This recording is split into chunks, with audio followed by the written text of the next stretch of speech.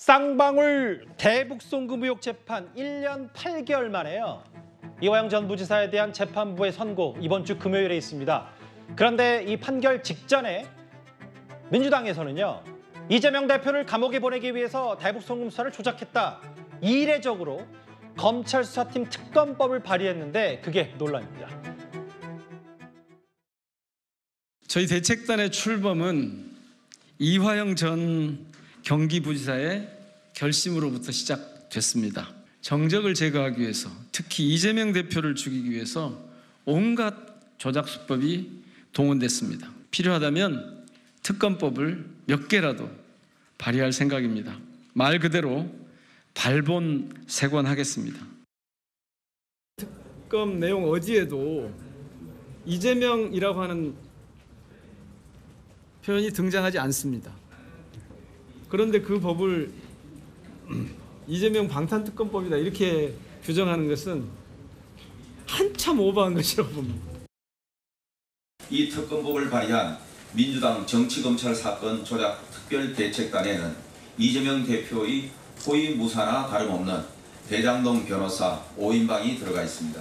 자신의 변호인들에게 공천장을 줘서 국회의원으로 만들어주고 검찰과 법원을 흔들기 위해 특검법을 발의시키고 이재명 대표의 방탄 정치는 정말 어디가 끝인지 알 수가 없습니다. 이번 주 금요일이잖아요. 이화영 전 부지사에 대한 1심 선고, 정치권에 많은 주목이 되고 있는 가운데 직전에, 그러니까 나흘 전에 민주당 몇몇 의원들이 이 이른바 대북송금 특검법을 발의했습니다. 대표 발의 이성윤, 공동 발의 박균택, 김동화, 이른바 대장동 변호사들이 대거 발의 명단에 이름을 올렸다. 이현정 의원 판단은 어떠십니까?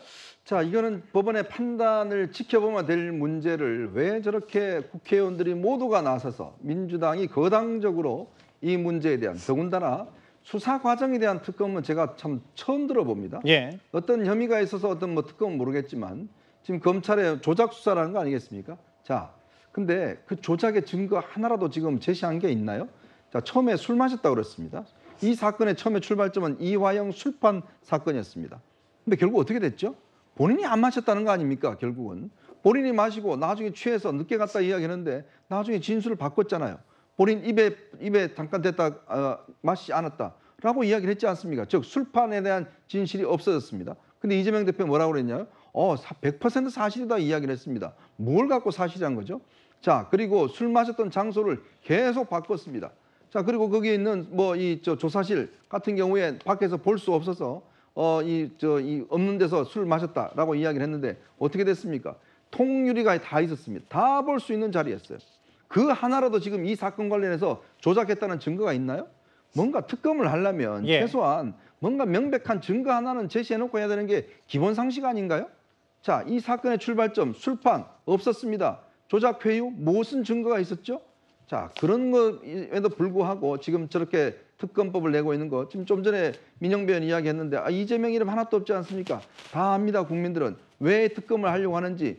만약에 6월 7일 날 이화영 전 부지사가 유죄가 나올 경우에 결국 이 사건의 공범관계에 있는 이재명 대표가 수사를 받게 돼 있습니다. 그렇기 때문에 지금 막으려고 하는 거 삼척 동자도 다 아는데 이재명이었기 때문에 방탄법이 아니다는 거 국민을 무시하는 행동인 것 같습니다. 그 이현정 의원이 말씀하셨던 게 저희가 뒷부분에 그래픽으로 준비되어 있었는데 그럼 저만 짚어볼게요. 사실은 술판 회유 의혹, 검찰이 이재명 대표 관련 나쁜 진술하라고 압박했다라는 건데 음주 시점도 진술이 오락가락했고 장소도 검찰이 바로 수원지검이 탄핵했고 음주 여부에 대해서 물이 아니라 술이라 마시지 않았다. 물이 아니다.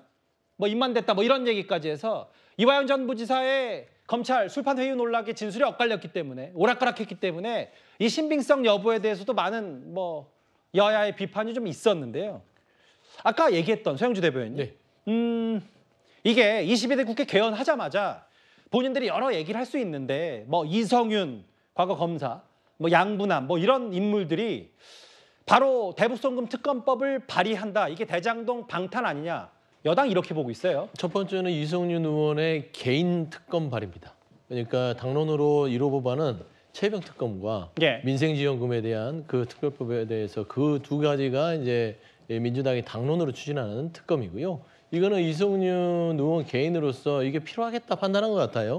그러니까 이제 이 주요한 것들은 검찰이 김성태라는 쌍방울 당시 회장에 대한 그러니까 주가 조작에 대한 사건을 가지고 이걸 대북송금으로 연계시켜서 국정원 문건에 있지도 않은 문장들을 공소장에 넣기 때문에 그런 정황들을 종합적으로 판단해서 검찰이 이게 뭔가 좀 원칙에서 벗어난 조작적인 어떤 검찰 수사, 야당 대표에 대한 어떤 타켓을 가지고 하는 수사라는 어떤 징후들을 이성윤 의원이 그렇게 판단한 것 같아요. 네. 그리고 나머지 의원들도 그런 판단에 동조를 해서 공동 발의한 부분이라서 이게 뭐 당론으로 추진된다면 이 특검법이 통과가 되겠지만 발의가 됐다고 해서 반드시 통과되는 건 아니거든요. 그리고 먼저 말씀한 대로 지금 이거를 가지고 뭐 검찰 이원석 검찰총장 호들갑을 좀 호들갑이라는 좀 그렇지만 좀 예를 들면 검찰 압박한다, 예. 뭐 사법권에 대한 도전을 하는데 예. 원래 야당의 입법기관의 의원들은요 또 그리고 율사 출신들이잖아요. 그러니까 이분들이 대장동 변호사하고 막 이렇게 한다고 해서 관련이 있다 보지만 이분들은 대장동이라든지 여러 가지 지금 검찰의 일방적인 수사에 대한 전문가들이라고 볼 수 있어요. 예. 야당 입장에서는. 그렇기 때문에 저는 이 부분에 대해서는 좀 뭐 발의가 된다고 해서 당에서 통과되는지 안 되는지 그때 가서 비판하시고요. 다만 아쉬운 부분이 있어요. 그러니까 이현정 의원께서 얘기했듯이 아직 6월 7일 날 이 건에 대한 사법부의 판단이 있기 전에 발의가 된 것들이 괜한 오해를 낳았다. 차라리 그 6월 7일 선고 이후에 어떤 검찰의 움직임을 보고 나서 발의를 해도 충분히 국민적 공감을 얻을 것인데 조금 한 3, 4일을 먼저 발의한 것들이 조금은 시기상 정무적으로 아쉬움은 있다는 개인적인 판단이 있습니다. 무슨 말씀인지 알겠어요. 뭐 전반적인 흐름은 동의하다 하지만 판결 직전에 이런 특검법 발의가 뭐 정무적 판단에선 뭐 그렇게 썩 좋아 보이지 않는다. 근데 이제 아까 서영주 대변인 말씀처럼 결국은 이거는 이성윤 의원의 개인 발의다라고 했는데 대표 발의. 근데 다음 화면을 보면 이동영 의원님 이게 사실 이 인물들 여기 뭐 몇몇 뭐 민영배 의원은 재선 의원이긴 합니다만 몇몇 의원들은 당선인 신분으로 사실은 검찰 혹은 구치소 찾아가서 이화영 전 부지사 관련해서 검찰 회유 압박 조작 따져 묻겠다라고 했기 때문에 이게 국민의힘에서 얘기하는 이거 이화영 전 부지사 1심 선고 이재명 대표가 불똥 튈까 봐 할 수 있는 조치 다 하다가 부랴부랴 이제 검사 출신들이 특검법까지 발의하냐 이게 비판 소지가 있다는 것 이런 평가도 있거든요.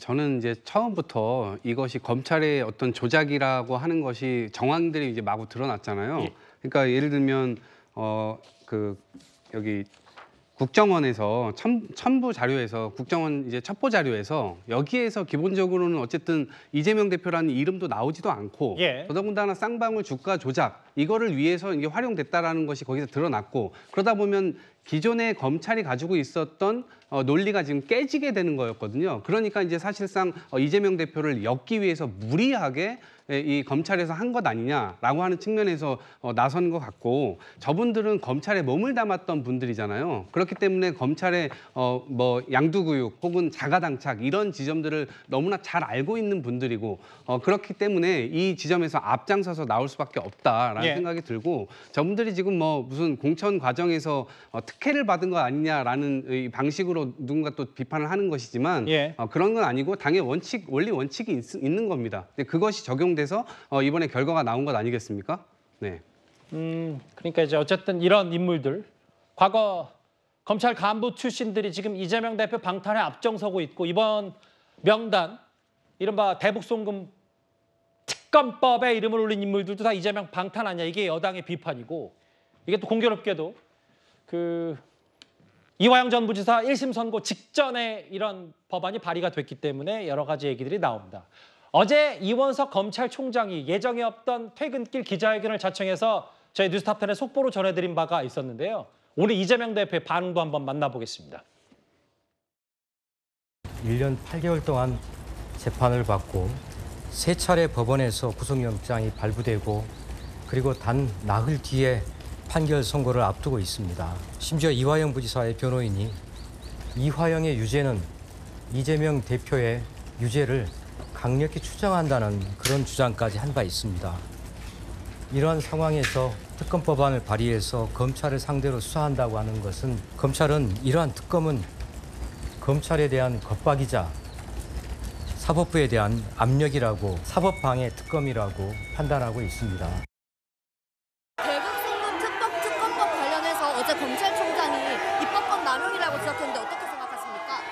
김건희 여사 소환할 수도 있다는 보도도 나오는데 특검법은 그대로 추진하시는 건가요? 민주당이 특검을 남발한다는 지적도 있습니다.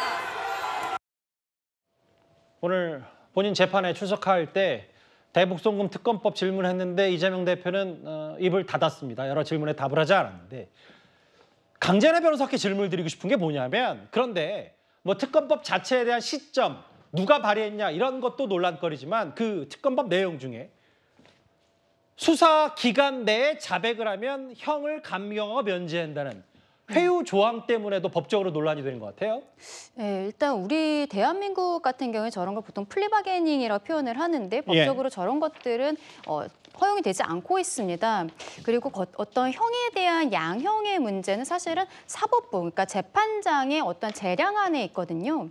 그런데 지금 사실 특검이라는 거 조항 자체가 대한민국은 상권 분리가 되어 있습니다. 입법부가 국회이고 행정부 안에서 경찰과 검찰의 수사를 하는 것이고 사법부에서 법원에서 재판을 하게 되는 것이거든요. 특검이라는 것은 입법부인 국회에서 말하자면 행정부에서 원래 해야 되는 수사권에 대해서 본인들이 특검을 임명을 해서 수사를 진행을 하는 상권 분립에 있어서의 위반되는 특수한 경우입니다.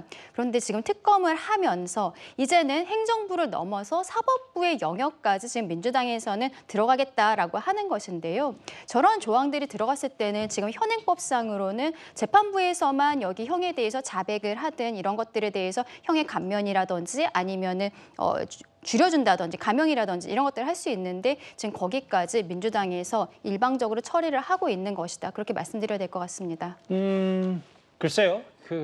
계속 말씀드립니다만 이번 주 금요일입니다. 이번 주 금요일. 글쎄요.